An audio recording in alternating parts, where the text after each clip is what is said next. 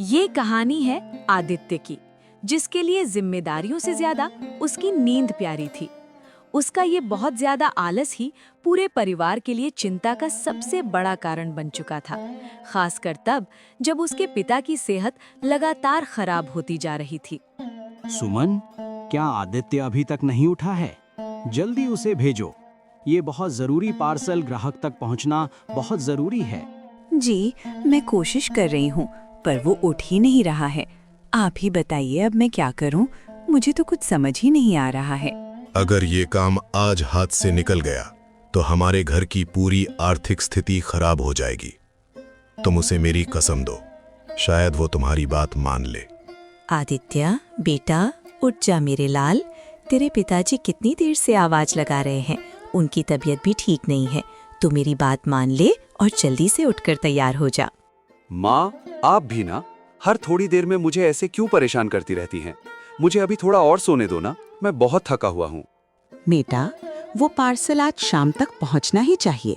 ये बहुत जरूरी कागज हैं जिससे हमें बड़ा काम मिल सकता है और हमारे घर की समस्याएं कम हो सकती हैं। उस पार्सल को पहुंचाने में क्या इतनी जल्दबाजी है? क्या वो ग्राहक कहीं भाग जाएगा? मैं थोड़ी देर बाद आराम से उठकर दे आऊंगा। इसमें इतना हंगामा क्यों हो रहा है? आदित्य, तुम मेरी बात क्यों नहीं सुन रहे हो? तुम्हें अपनी जिम्मेदारियों का कोई एहसास है या नहीं? ये तुम्हारी लापरवाही है। आप दोनों मुझे हरदम काम काम काम कहकर क्यों तंग करते रहते हो? मुझे बिल्कुल भी काम करना पसंद नहीं है, आपको ये पता है। तुम्हें अपने बीमार पिता और घर की बिगड़ती हालत की कोई चिंता नहीं है? तुम इतने गैर जिम्मेदार कैसे बन गए हो? जब तक पिताजी हैं, तब तक हमें कोई चिंता करने की जरूरत नहीं है। मैं तो बस अपनी जिंदगी का आनंद लेना चाहता हूँ और आराम करना चाहता हूँ। तुम्हारे आनंद के चक्कर में हमारा पूरा परिवार मुश्किल में पड़ गया है। तुम्हें ये बात समझ क्यों नहीं आ रही है? मुझे कोई फर्क नहीं पड़ता है माँ। आप लोग हमेशा मुझे डांटते रहते हैं। मैं अब और नहीं सुनूंगा। सुमन, क्या वो चला गया या नहीं? समय निकलता जा रहा है, हमें बड़ा घाटा हो जाएगा। वो नहीं गया, वो अभी भी सो रहा है और हमारी बात बिल्कुल नहीं सुन रहा है। उसकी नींद उसके लिए परिवार से ज्यादा जरूरी है। मेरा सब्र अब जवाब दे रहा है। ठीक है, मैं खुद ही जाता हूँ। मैं इस आलसी बेटे के भरोसे अब और नहीं रह सकता। आपकी तबीयत खराब है, आप मत जाइए। अगर आपको कुछ हो गया तो क्या होगा? आप बैठिए। अगर आप लोग मुझे इसी तरह तंग करते रहेंगे तो मैं सच में घर छोड़कर चला जाऊंगा। फिर आप लोग खुश हो जाना। रहने दो सुमन, अब उसे जाने के लिए मत कहो। अब जो होना था वो हो गया। नितिन कमजोरी के कारण पार्सल लेकर जाते हुए गिर जाते हैं और पार्सल समय पर नहीं पहुंच पाता। आदित्य के आलस के कारण परिवार के हाथ से एक बहुत बड़ा और जरूरी काम हमेशा के लिए निकल जाता है। बड़ा घाटा होने के बाद घर में निराशा का माहौल छा जाता है। नितिन हताश होकर बैठे हैं और सुमन उन्हें संभाल रही हैं। उन्हें ये चिंता सता रही है कि अब इस बिगड़ैल बेटे को सुधारने का क्या तरीका निकाला जाए। सुमन, हमारा सब कुछ बर्बाद हो गया। उस ग्राहक ने काम किसी और को दे दिया। अब घर का खर्च कैसे चलेगा? ये सब उस मनहूस आदित्य के कारण हुआ है। मैं उसे कब से समझा रही हूँ, पर वो मेरी बात सुनता ही नहीं। हाँ, ये सब उसकी लापरवाही का नतीजा है। मेरा मन तो करता है कि उसे घर से निकाल दूं। लेकिन वो हमारा बेटा है, हम उसे बाहर कैसे निकाल सकते हैं? हमें कोई और रास्ता ढूंढना होगा। मैं जानता हूं कि उसे बाहर की दुनिया की ठोकर लगनी जरूरी है, तभी ये सुधरेगा। नहीं तो ये आलस ही इसे बर्बाद कर देगा। मुझे एक उपाय सूझा है। अगर हम इसकी शादी करवा दें तो शायद ये जिम्मेदार बन जाएगा। क्या कह रही हो तुम?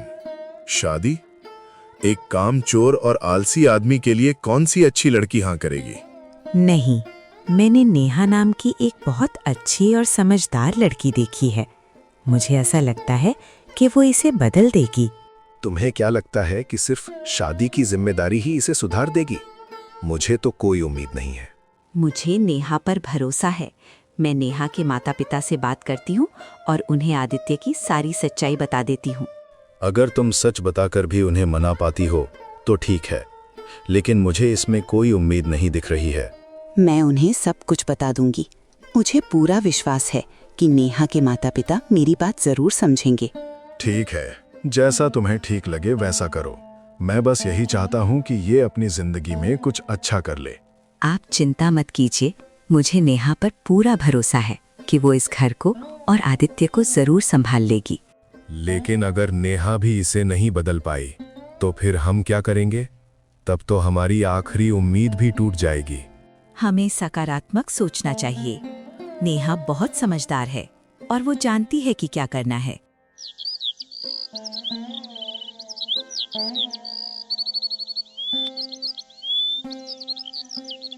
सुमन नेहा के माता पिता से मिलती हैं और आदित्य की सच्चाई बताने के बावजूद उन्हें शादी के लिए मना लेती हैं, इस उम्मीद में कि जिम्मेदारी से आदित्य सुधर जाएगा।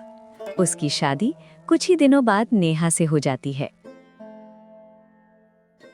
शादी को कई महीने बीत चुके हैं, लेकिन आदित्य में कोई बदलाव नहीं आया है।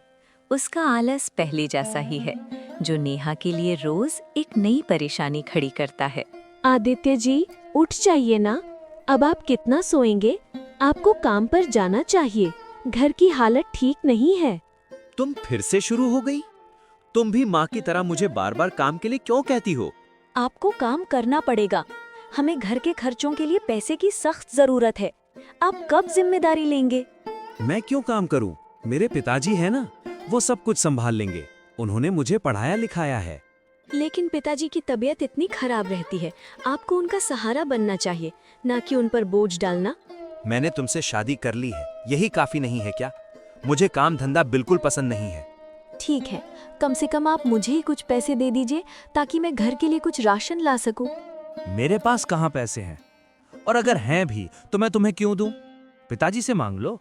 आप मेरी बात को गंभीरता से क्यों नहीं लेते हैं? घर में एक दाना भी नहीं है। पिताजी की दवाइयाँ भी खत्म हो गई हैं। मुझे कोई फर्क नहीं पड़ता। मुझे इन सब चीजों से कोई लेना देना नहीं है। जाओ पिताजी को बताओ। आप इतनी लापरवाह कैसे हो सकते हैं? क्या आप मुझे भूखा रखना चाहते हैं? मुझे आराम करना है नेहा, तुम यहाँ से चली जाओ और मुझे तंग मत करो, वरना मुझे गुस्सा आ जाएगा। अगर आप काम नहीं करेंगे तो हमारी शादी का क्या होगा? क्या आप मुझे छोड़कर जाना चाहते हैं? तुम जरूरत से ज्यादा बोलती हो। तुम भी माँ की तरह बन गई हो। मुझे शांति से सोने दो। नेहा निराश होकर कमरे से बाहर चली जाती है। घर में राशन और पैसा खत्म हो जाता है और आदित्य को पहली बार भूख का सामना करना पड़ता है। भूख से बेहाल आदित्य जब घर में चिल्लाता है तो पिता नितिन का सब्र टूट जाता है।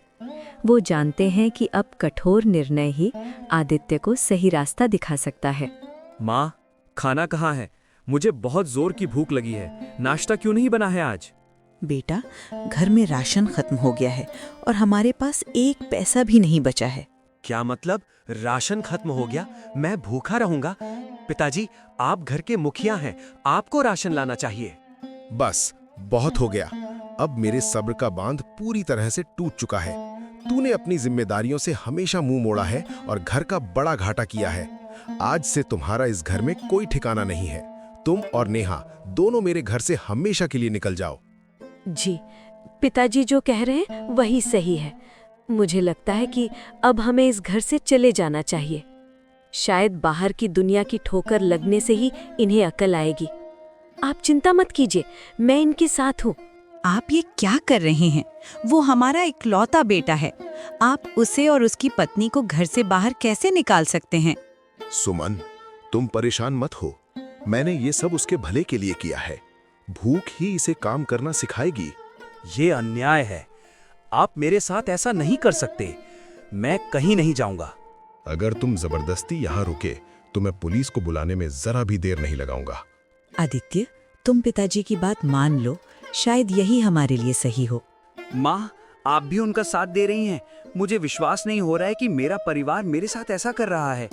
नितिन के कठोर फैसले के सामने मजबूर होकर आदित्य और नेहा को घर छोड़ना पड़ता है। बेघर आदित्य अब भी जिम्मेदार नहीं बना है, लेकिन नेहा की उम्मीदें अभी भी बाकी हैं। नेहा, अब कहाँ जाएंगे? मेरे पास तो 1 रुपया भी नहीं है और मुझे बहुत जोर की भूख लगी है। तुम मुझे अपने मायके ले चलो ना। मुझे पता है कि वो लोग बहुत अच्छे हैं और हमारी मदद जरूर करेंगे। लेकिन मेरे घर वाले आपके बारे में सब कुछ जानते हैं। अगर उन्हें पता चला कि आप काम नहीं कर रहे हैं तो वो नाराज होंगे। कृपा करो नेहा, मैं उनसे झूठ बोल दूंगा कि मैं काम ढूंढ रहा था, लेकिन कहीं मिला नहीं। ठीक है, लेकिन आपको मेरे माता पिता से वादा करना होगा कि आप हर रोज ईमानदारी से काम ढूंढेंगे।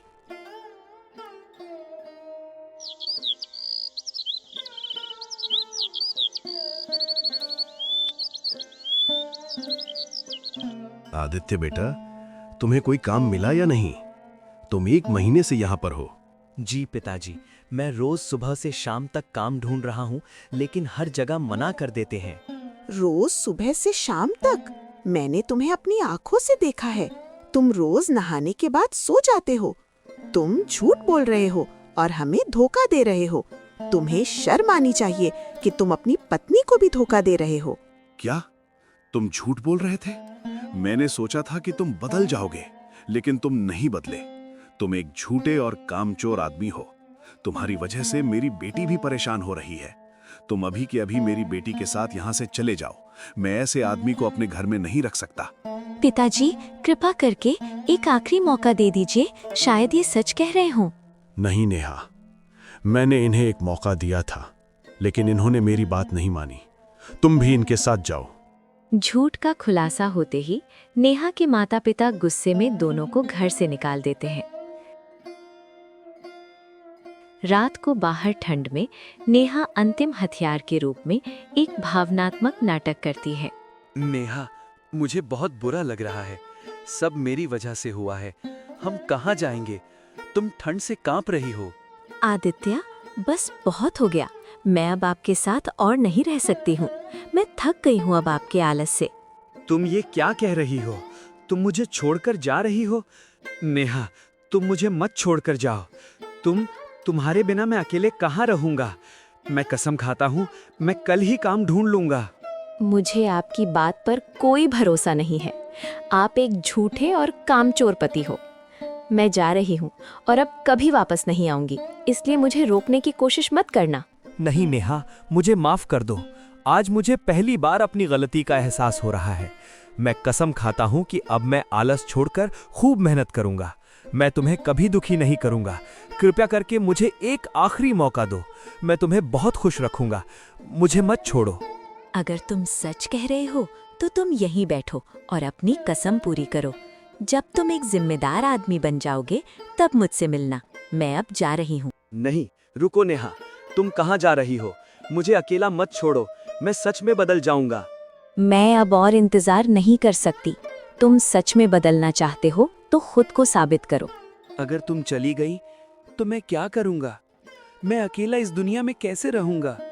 ये तुम्हारी समस्या है, तुम्हें इसे हल करना होगा। नेहा वहां से चली जाती है। आदित्य को सच में लगता है कि उसने सब कुछ खो दिया है।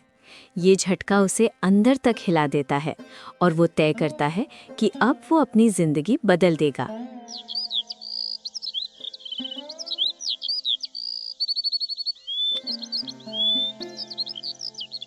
अगली सुबह आदित्य का संकल्प पक्का हो चुका है। आलस अब दूर हो चुका है। वो काम ढूंढने निकलता है, ये जानते हुए भी कि ये सफर आसान नहीं होगा। सेठ जी, आपके यहाँ कोई काम है तो मुझे कोई भी मजदूरी का काम दे दीजिए। मैं बहुत मेहनत करूंगा, सामान उठाऊंगा, साफ सफाई करूंगा, सब कुछ करूंगा सेठ जी। तुम्हारी शक्ल से तो नहीं लगता कि तुम मजदूरी कर पाओगे। ये काम बहुत मुश्किल और थकाने वाला होता है। तुम नहीं कर पाओगे। नहीं सेठ जी, मैं पहले आलसी था, पर अब मैं बदल गया हूँ। मुझे पैसे की सख्त जरूरत है।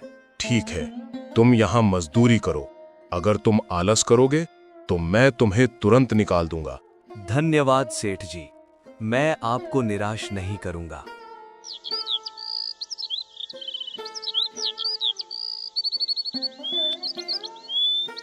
अगले दिन आदित्य राकेश सेठ के यहाँ मजदूरी करके कुछ पैसे जमा करता है।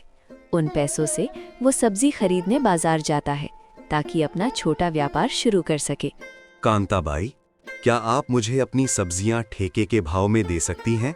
हाँ बेटा, क्यों नहीं, लेकिन सब्जी का काम बहुत मुश्किल है। तुम्हें रोज सुबह जल्दी उठना पड़ेगा। नहीं, मैं अब आलस नहीं करूंगा। मेरी जिंदगी की सबसे बड़ी गलती ही मेरा आलस था। तुम्हारी बातों में मुझे लगन दिखती है। ये लो सब्जियां, मेहनत करते रहना। धन्यवाद कांताबाई, मैं आपको निराश नहीं करूंगा।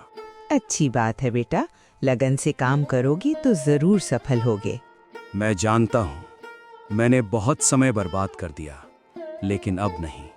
आदित्य सब्जियों का छोटा व्यापार शुरू करता है। उसकी लगन और कड़ी मेहनत से वो थोड़े ही समय में अच्छा पैसा कमा लेता है और एक जिम्मेदार व्यापारी बन जाता है। सफलता हासिल करने के बाद आदित्य सबसे पहले नेहा के पास जाता है, उसे ये दिखाने के लिए कि वो बदल गया है। वो नहीं जानता कि नेहा का छोड़कर जाना सिर्फ एक नाटक था। नेहा, आज मैं खाली हाथ नहीं लौटा हूँ। आज मैं वो आदमी बनकर लौटा हूँ जिसे तुम हमेशा देखना चाहती थी। ये पैसे, ये मेहनत की कमाई है। हर एक रुपया मुझे मेरी गलती याद दिलाता रहा कि मैंने तुम्हें, अपने माँ बाप को और खुद को कितना हल्के में लिया था। अगर हो सके तो मुझे माफ कर दो। आदित्य जी, आज मेरे लिए सबसे बड़ी खुशी ये नहीं है कि आप पैसे कमा लाए। सबसे बड़ी खुशी ये है कि आपकी आंखों में अब जिम्मेदारी दिख रही है। मुझे हमेशा भरोसा था कि जिस इंसान के दिल में अच्छाई हो वो एक दिन जरूर सही रास्ते पर लौटता है। अगर तुम मुझे छोड़कर जाने का नाटक नहीं करती तो शायद मैं आज भी वही लापरवाह इंसान होता। तुम्हारे जाने का डर उसने मुझे भीतर से तोड़ दिया था नेहा। मुझे लगा था मैंने सब कुछ खो दिया है। तो क्या आपको सच में लगा था कि मैं आपको छोड़कर चली गई हूँ? और क्या सोचता मैं, तुम अचानक गायब हो गई। मुझे लगा मैंने तुम्हें हमेशा के लिए खो दिया। नहीं आदित्य, वो सब एक नाटक था, एक झूठ जो मैंने मजबूरी में बोला। मैं जानती थी कि अगर आपको जिंदगी का सबसे बड़ा झटका नहीं लगा तो आप कभी अपनी गलतियों को गंभीरता से नहीं लेंगे। क्या? तो तुमने ये सब सिर्फ मेरे लिए किया?